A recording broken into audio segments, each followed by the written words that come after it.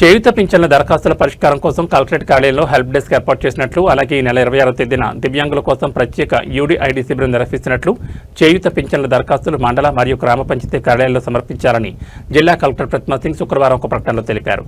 చేయూత పింఛన్ల దరఖాస్తుల స్వీకరణపై జిల్లా కలెక్టర్ ప్రతిమా సింగ్ మాట్లాడుతూ, కొత్త చేయూత పింఛన్ల దరఖాస్తులు మరియు మండల గ్రామ పంచాయతీ కార్యాలయాల్లో దరఖాస్తులు స్వీకరించబడుతున్నాయని తెలిపారు.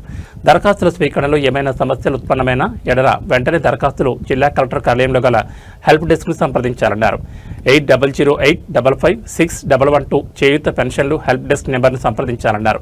ఇంకా ఎవరైనా దివ్యాంగులు యూడీఐడి ధృవీకరణ పత్రం లేని ఎడల వారు తక్షణమే మీ సేవా సెంటర్లో దరఖాస్తు చేసుకునే ఎడల ఆగస్టు 26వ తేదీన మెదక్ ప్రభుత్వ ఆసుపత్రిలో జీజీహెచ్లో ప్రత్యేక శిబిరం నిర్వహిస్తున్నట్టు తెలిపారు.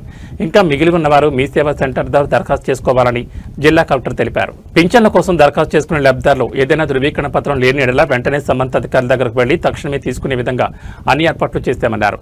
ధృవీకరణ పత్రాలు తీసుకునేటప్పుడు ఏదైనా సమస్యలు ఉత్పన్నమైతే వెంటనే కలెక్టరేట్ లో ఉన్న హెల్ప్ డెస్క్ సహాయకారిగా పనిచేస్తుందని, సమస్య ఉన్నట్లయితే వెంటనే హెల్ప్ డెస్క్ ను సంప్రదించాలన్నారు. అర్హులైన వారు చేయూత పింఛన్ల కోసం దరఖాస్తు చేసుకోవాలని, వీరికి ప్రభుత్వ యంత్రాంగం సహాయకారిగా పనిచేస్తుందన్నారు.